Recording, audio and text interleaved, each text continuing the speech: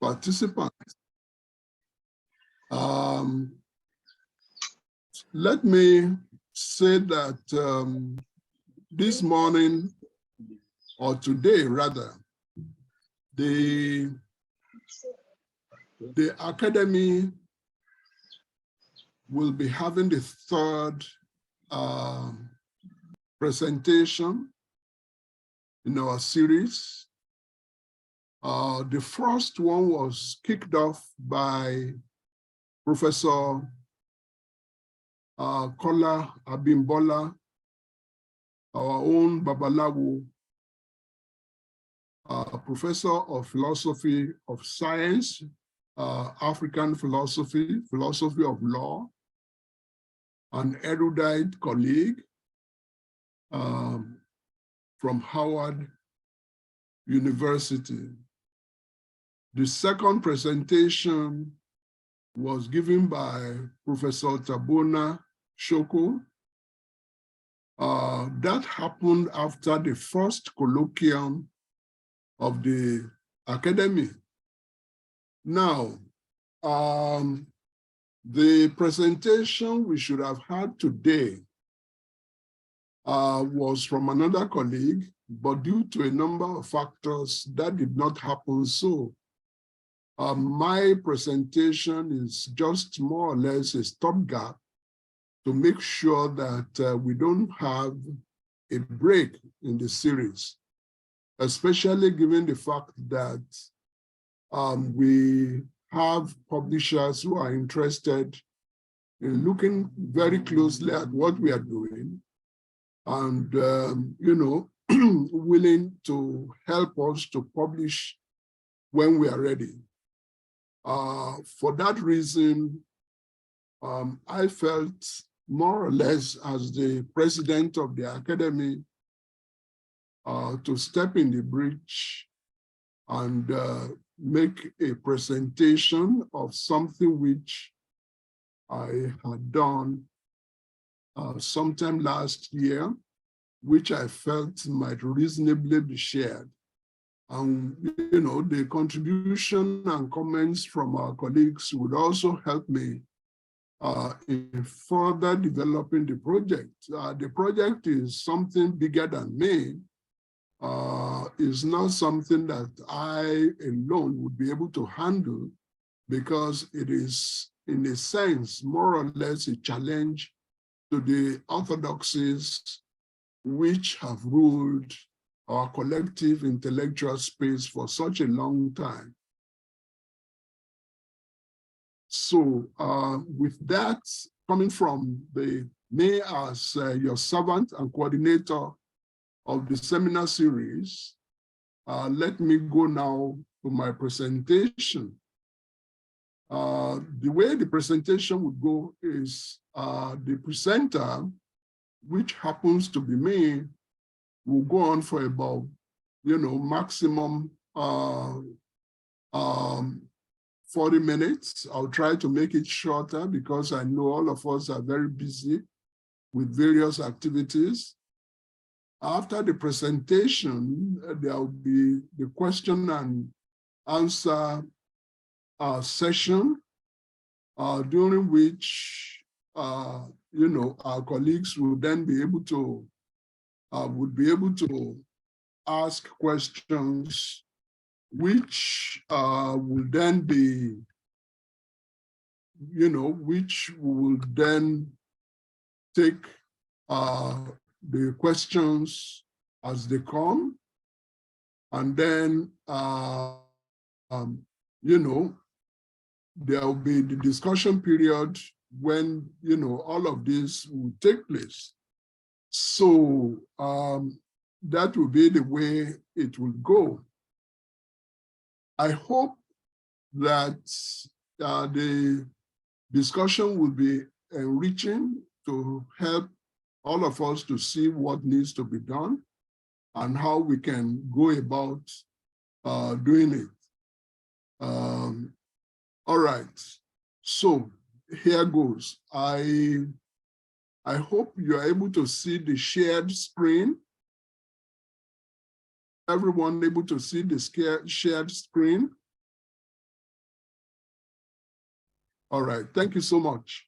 The title of my discussion is Humanity, Religion, and Spirituality, the Yoruba Perspective.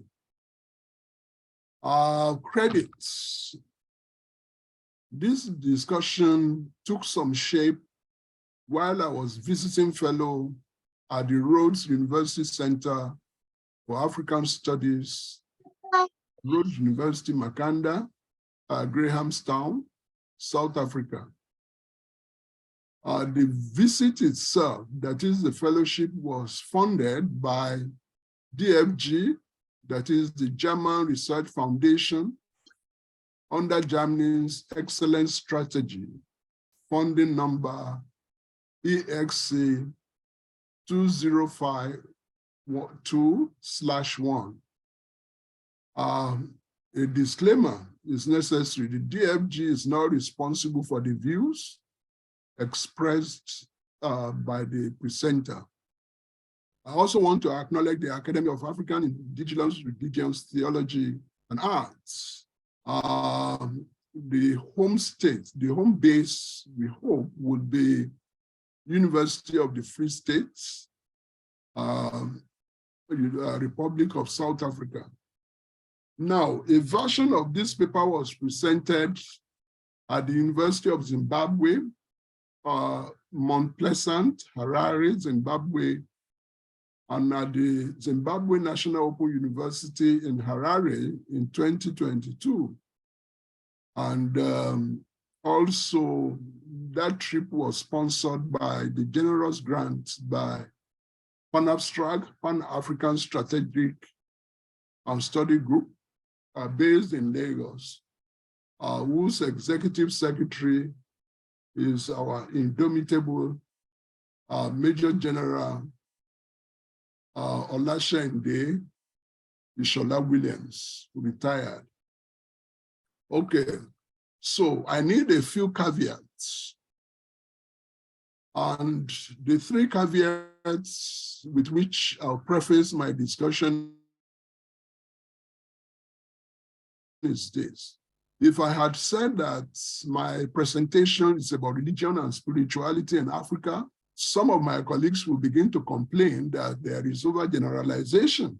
And therefore, I speak only about at least that which I am familiar with, which is the Yoruba of Southwest Nigeria, inclusive of the Yoruba diaspora in the Americas, in other parts of Africa. Now, that caveat is better situated within another caveat. When somebody sat in the inner recesses of his room and spoke about the state of nature, all of us lapped it up and regarded it as civilized philosophy, and we continue to study it. Whereas it was nothing more than the idiosyncratic idea of some cultural dementia that happened somewhere. No human being could ever have survived the state of nature. And then when another one said, man is born free, but everywhere in chains, we all thought that the person was making some profound statement. Nobody complained that it was a figment of the imagination of some deluded European fool somewhere, because no human being was ever born free. And society does not mean chains. And we don't question all of that. Therefore, in order not to be to overgeneralize, and in order not to be accused of speaking for global Africa, even though they will still turn around and say that I was doing ethno-philosophy, as if all European philosophies are not ethno-philosophies. I'm putting that caveat out there. So with that, let me begin. It's no longer in dispute that the oldest human beings lived in Africa. You know, all the sciences, archaeology, anthropology, geology, and the rest of them seem to have further helped to cement that fact. The other day, I was doing some investigation again about the Congo Observatory. And I found that the Congo Observatory and the calendar that was developed in the Congo, and also the monitoring of the terrestrial objects were very advanced by over 40,000 years ago. And consequently, it became a challenge. You find that in Zimbabwe, there were evidence of chemistry that dates to over 100,000 years of human existence. So I'm trying now to say that with that, the much neglected aspects of our humanity, especially African contributions to human intellectual heritage, needs to be investigated. And some of us will continue to do it unapologetically, regardless of whatever anybody may say. They are free to call us names or whatever they like. They can say that we are ethnocentric. You know, they cannot be asking us to study their own traditional views while telling us that our own does not deserve attention. So, human needs to know, human desire to do, human desire to own, all of these have contributed to the driving force of intellectual exercise that human beings have engaged in. And because of that, humanity and the quest for explanation have generated epistemes about what, about how, about where, about why, and the ends. And these have been the drivers of ontologies, mythologies, liturgies, values, etc. And given that, the first human civilization was in Africa, it means that from there, Africans migrated globally. And due to the adaptations in the variations of the environments in which they found themselves for hundreds of thousands of years, the various mutations that we now have is what is accounted for. Let me give an example. Those of my brethren and sisters who accept the Bible as a scripture rather than just as an ordinary literature of some group of people will remember that story about Noah's flood. Since then, you know, various parts of the world have been flooded and destroyed. But what is significant about Noah's flood is that Noah built an ark in which he put two human beings, two of all living things. And when the flood had receded, all of them were let out. And from there emerged all the so-called animals and living things we have on the face of the earth. But if you look at it very carefully, Noah's flood is not older than probably 3,000 or 4,000 years old. And since then, no Black person has become, has turned Japanese, nor a Japanese turned European, nor the other way around, which means that the period of Noah's Ark is not enough to explain the diversity of humanity that we have. But religion is a very interesting thing. It does something to the human mind that is very strange. It's called bracketing. It enables you to bracket your capacity for reflection and accept dogma that are meaningless.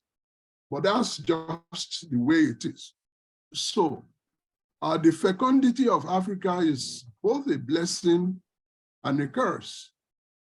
On the one instance, almost all the wealth of the world is so much in Africa that this enabled Africa to build the first cities, develop science, technology, tamed the animals, the rivers, and everything around.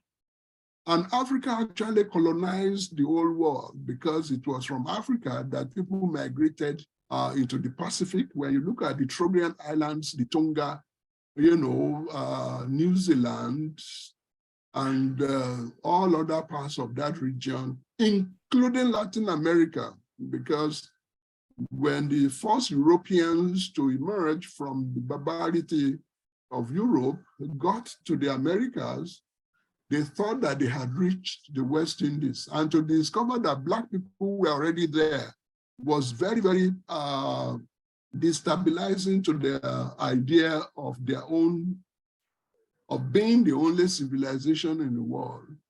So what this means, what I'm trying to say is that the fecundity of Africa is both a blessing and a curse, because it allowed for the primitives to go on the prowl, that is Eurasia, which they claim emerged from ancient Greece. And remember that ancient Greek civilization, according, I don't know how ancient, 2,600, 2,800 years ago, less than 3,000 years could be called ancient, when pyramids had already been built all over the world, all over Africa, as well as in the Americas, by Black people.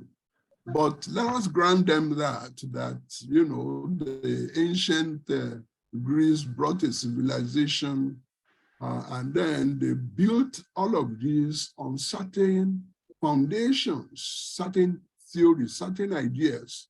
One of them is the Great Fall that you find in the Old Testament. Darwinism, state of nature, and democracy, what I call democracy, a system of governance that makes people kill each other to gain an upper hand. But that is civilization as they want us to see it. I hope people are seeing my shared document. So then the question then is development. So the first and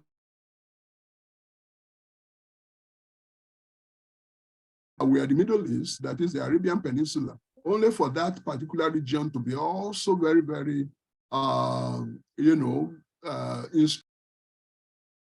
destruction of Africa's humanity, of Africa's identity, destruction of Africa's wealth, and destruction of global humanity. I would explain some of these things, if I have more time to do it without laboring the point. But what is interesting to us is this thing about religion.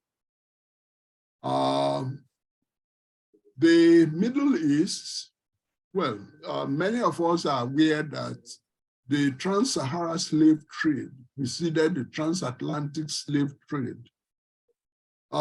We do have evidence of the enslavement of wonderful civilized Africans in the plantations in the Americas, but the case of Blacks in Asia Minor is totally different.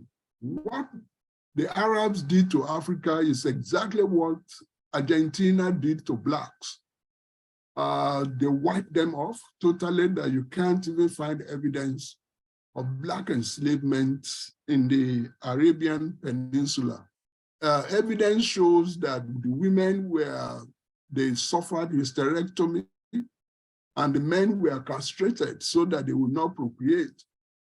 Some cynical view would actually say that the womb, which were taken out of the Black women, were actually a delicacy for the royal palace in the Arabian Peninsula. I don't know how true that is, but at least we can see the effect of such a destruction on a people. So Africa suffered worse than genocide in the Arabian Peninsula. When we lament what happened in the Americas and the process of getting to the Americas, which is known as the Middle Passage, we often forget what our people suffered getting to the Arabian Peninsula and the fact that they were totally wiped out so that there will be no evidence of such thing. So let us look then at what has happened within then and now. The myths of the Genesis by yesterday's newborn creation, Adam and Eve, the Garden of Eden, and all those things are nothing but myths. And Africans were they were not illiterate. Okay, as people tend to say, it is laziness that has compelled our colleagues to continue to peddle this funny idea of a pre-literate society or a society that lived by oral culture. I mentioned what happened in the Congo, where 1,000 years old. Writing doesn't have to be scripts. There have been all kinds of writing in the world, of which hieroglyphics was just one. And Ifa corpus also had its own binary system of writing, which has been suggested to have presaged programming and computing because of what is done in Ifa. So the idea that that was then fermented, that Africa, was pre-literate and this and that, was an aberration that has been sustained because of the ignorance and what I call epistemic deficit, what I also refer to as the gramophone idea, where it's master's voice. This is the virus eating away at Africa and her leadership.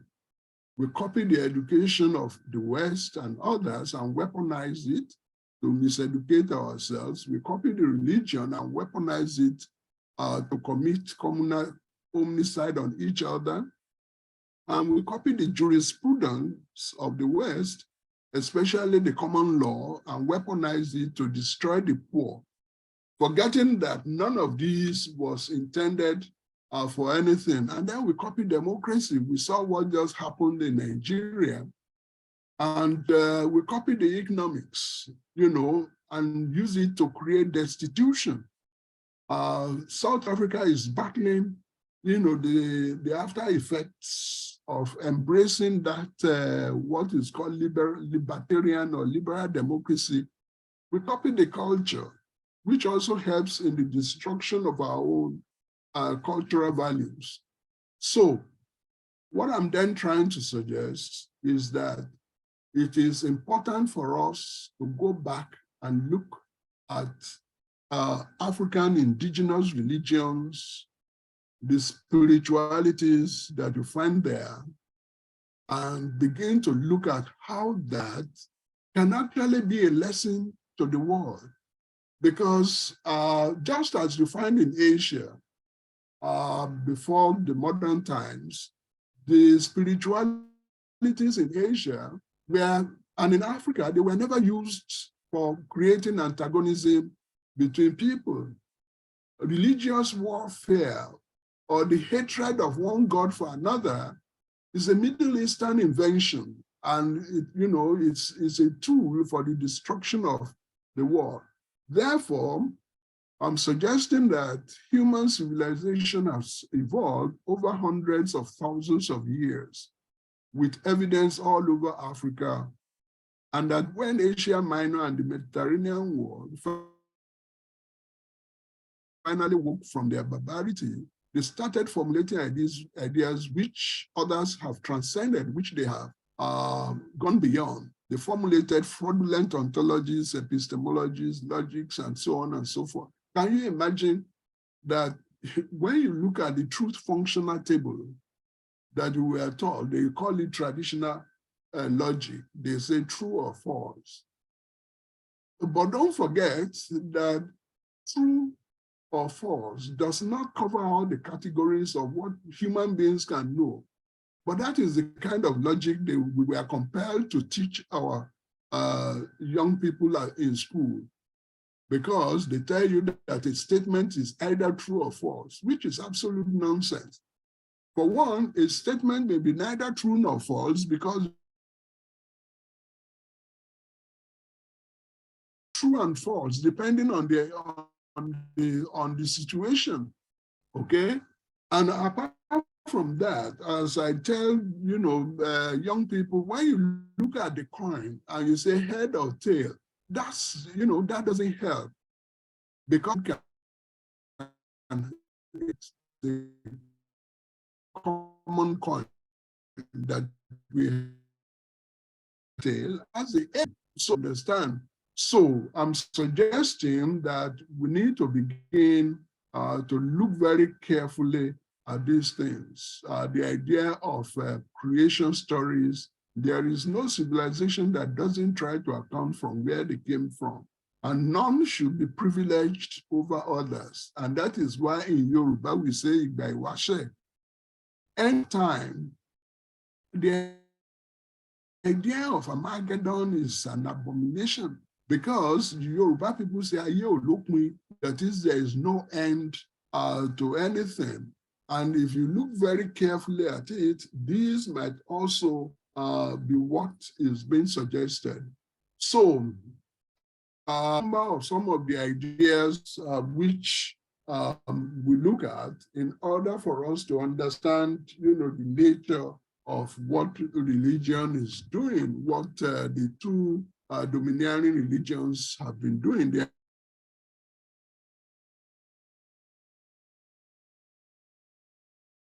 tension between Arabs and the Hebrew, Jewish, or Israel.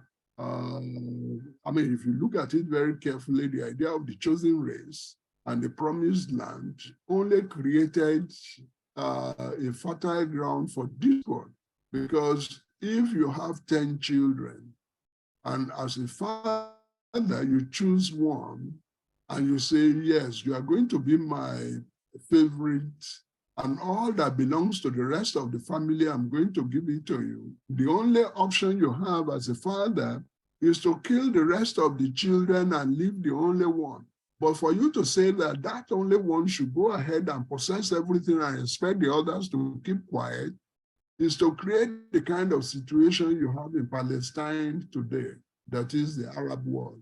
And that is why there will be no peace for as long as the Jews refuse to recant on their fraud of the chosen race and the divine larceny, which is formulated in the promised land.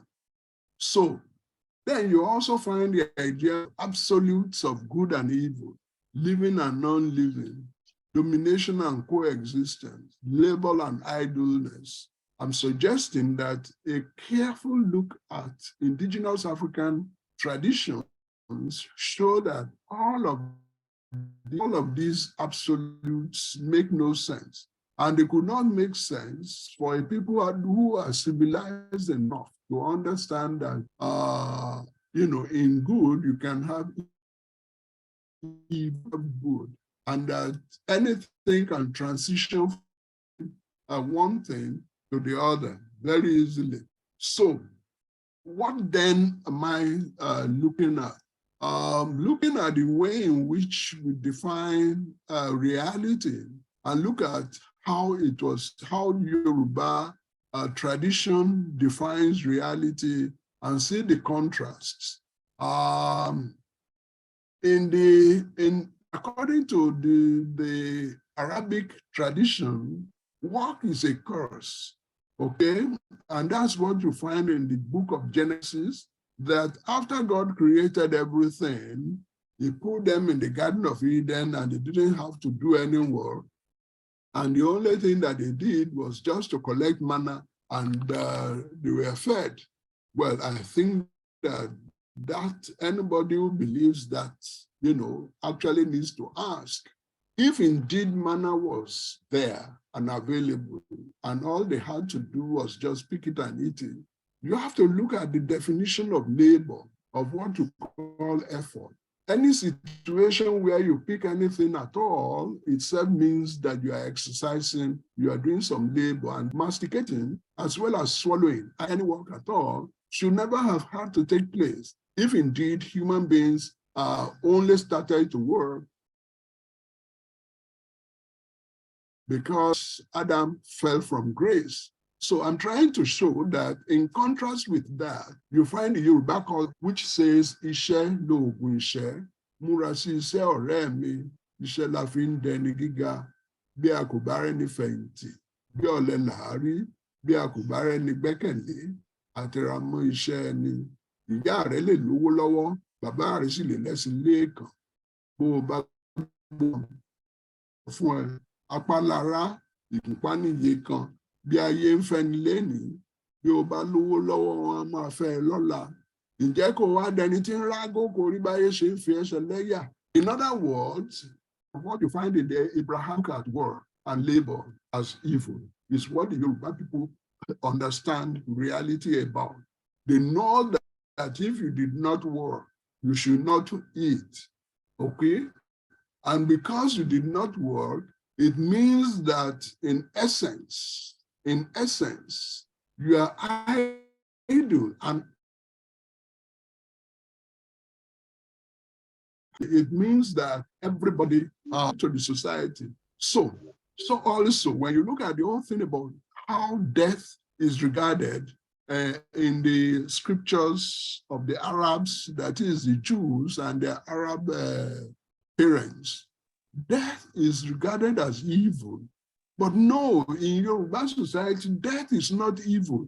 It is the death of young people and people who die prematurely that is regarded as evil, okay?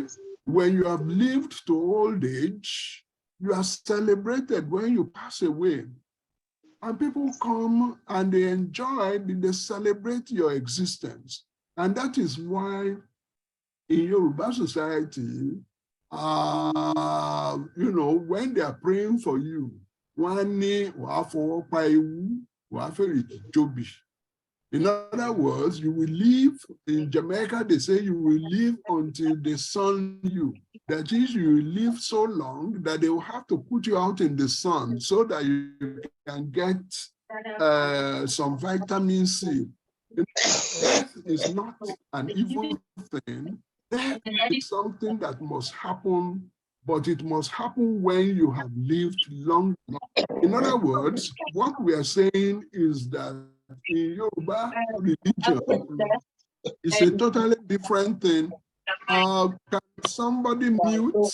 I think Professor Masoga, we are hearing, thank you so much. And Professor Masoha, thanks for joining us. That is wonderful. So what I'm trying to suggest here is that when you look at Yoruba understanding of religion, understanding of humanity, understanding of spirituality, you find that the fabrication of the idea of heaven and hell is, it doesn't really make sense. It doesn't make sense to the Yoruba people because the ancestors are always with us. I was explaining to someone the other day that part of the reason for Omoluabi is that you know that whether your parents are right there or not, whether they have gone a long time ago or they are still with you, you know that they are constantly to be remembered when you embark on a course of action. There are things that constitute a disrespect for your lineage, for the name that you bear. And for that reason that you are constantly aware. It is not only when you put your hand on a book that is just ordinary ink and celluloid, you say you swear. That is not when you are doing the right thing or speaking the truth. You are constantly mindful because you know that you descended from a great people, and in generations after you, your own children and their children, they must uphold that the idea of respect to the self and to others, the responsibility to yourself and accountability to others, and always seeking the good for not just yourself, but also the community. This is in contradistinction with a religion that says everything was chaos. Everything, God said, let there be light, and there was light. How can you be talking about let there be light and there was light, when the only thing you are trying to explain is how the earth rotates around the sun? And each of those rotations is in about 24 hours. And consequently, a side is facing the sun today, and the other side is in darkness tomorrow. So what is the whole thing about let there be light? Civilized people knew that doesn't make any sense. So the development that have taken place with the Abrahamic, the notion of development you find in Abrahamic traditions is conquest, destruction, domination, waste, possession, ownership, both personal, me, myself, and I. And they are always contentious. And we are witnessing the destruction that is taking place in the heart of Europe. These are the people who claim to be civilized. These are the people who claim to have come to Africa to civilize Africa. Incidentally, just yesterday, I was reading something where it was reported that UK was planning to give to Ukraine depleted uranium ammunition. And whether we like it or not, if somebody doesn't call all of these criminals to order, they are taking the world into the brink of the precipice, okay? We are going gradually, they fought 2 wars, which they call world, into which they conscripted the rest of us. This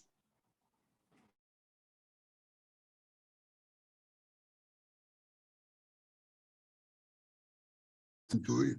But should UK, which is a euphemism for America, supply Ukraine with armor-piercing, uranium-depleted weapons, and Russia retaliates? Don't forget what happened within it, where one of the those who were against the British thing was poisoned. Anything could begin to happen, and these people don't listen. They don't reason. The only thing they know is domination. What we are suggesting is that when you look at Omoluabi and Ubuntu, that is what you have within Yoruba indigenous spiritualities, you begin to see that it doesn't work like that. They don't see reality this way. They know that there was and could not have been and never will be a state of nature that humanity could have survived. Anybody who has ever had to nurse a day-old baby, okay, to the point where the kid becomes an adult, knows that there was nothing like state of nature. The hospitality, the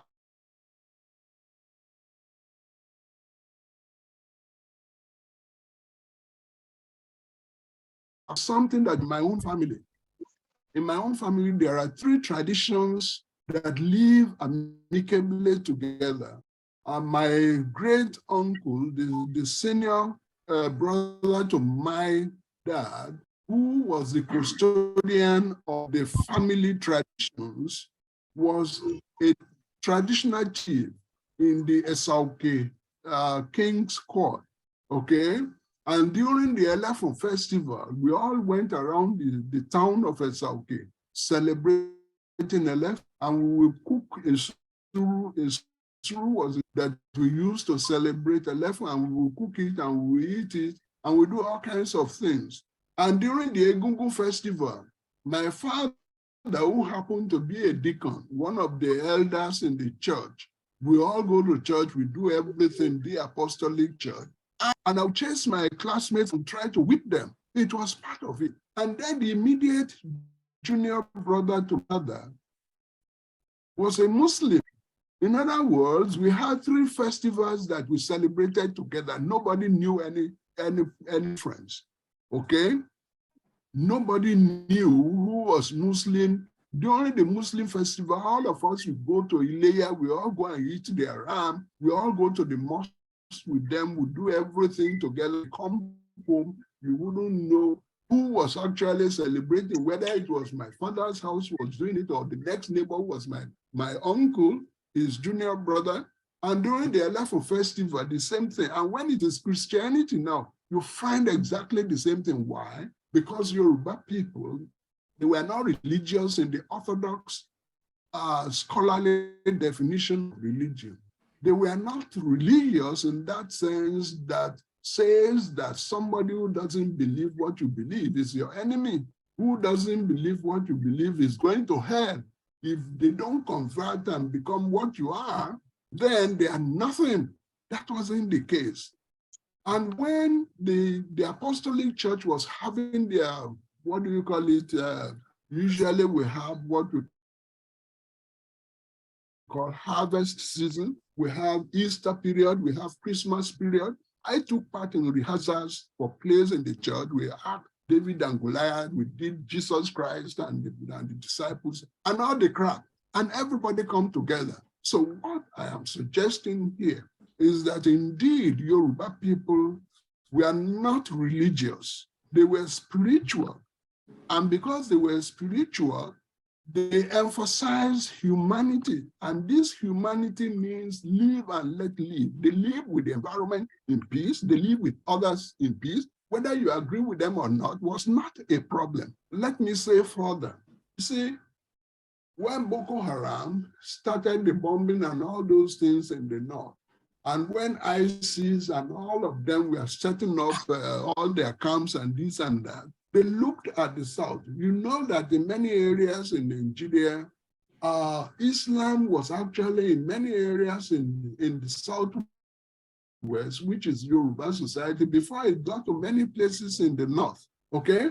They were wondering if Yoruba people are now going to be suicide bombers, whether they are going to be carrying bombs and killing each other. What they forgot is that it doesn't work like that, because Yoruba people knew that religion, as defined, is not supposed to be something that divides, because the whole purpose of religion is to help humanity to do well, to prosper, to survive within the atmosphere in which we find ourselves, within the world in which we find ourselves. And therefore, they know that there are no absolutes. And because they know that there are no absolutes, they cannot comprehend a deity that knows all and controls all and creates all.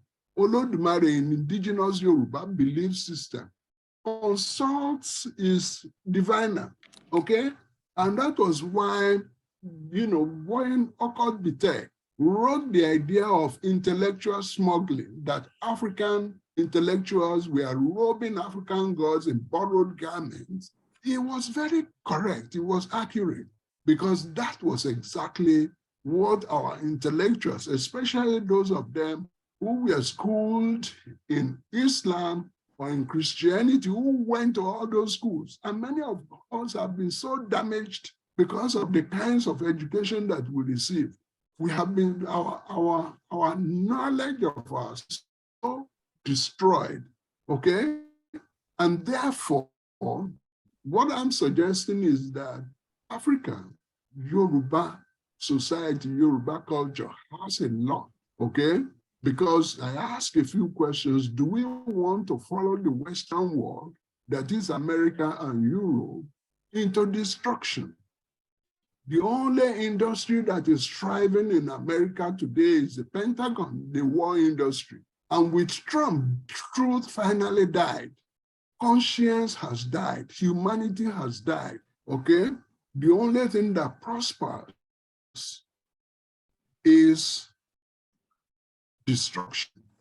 And they are going to go everywhere. They have bases. America has bases all over the world when no other person, no other country has such bases.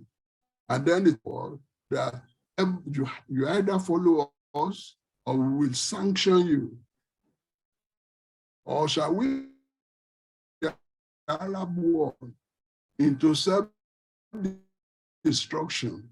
That is, we remain ossified 6th century, where we have to be taking the megaphone very early in the morning and disturbing our neighbors, calling people to prayer, where we have to deny the humanity of half of humanity, that is our women. I mean, just the other around, about a 50 or 60-year-old man, an 11-year-old. And people don't see things as what exactly is happening. How shall we do a medicine? These are some of the challenges to look at, especially those of us who are Yoruba and Africans who have culture. For 30 years, he was never married, he never had a professional worship, who went around the place with other men, people of no fixed address. Will that be regarded as a hero? Or if, on the other side, somebody were to kill his mistress' husband and marry the mistress and then marry a 9-year-old, would that individual be regarded as a hero? You're not.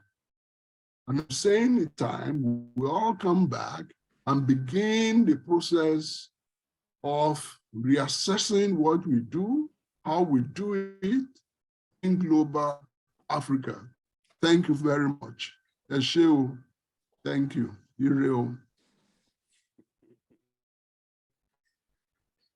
Love it. Yes, thank you. That's my presentation. Please, you can indicate with the raise of the hand. There is that. I think I don't know if somebody wants to moderate. Let's stop share.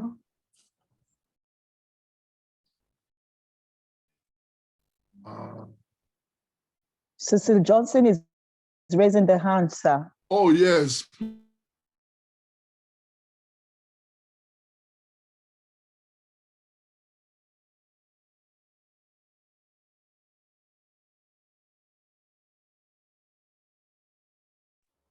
Hello, Prof. Hello, Prof. Of the foolishness that we have been subjected to these last couple hundred years and the outcomes, people who own.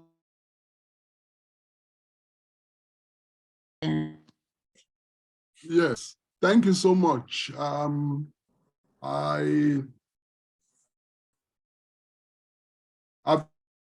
You finished. Did you hear me? I'm only trying to is my product, consider myself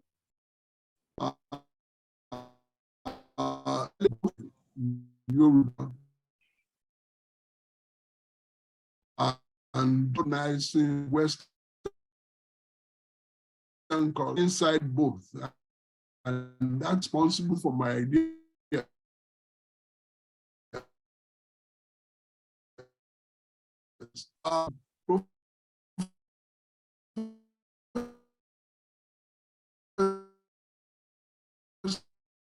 So something You're muted.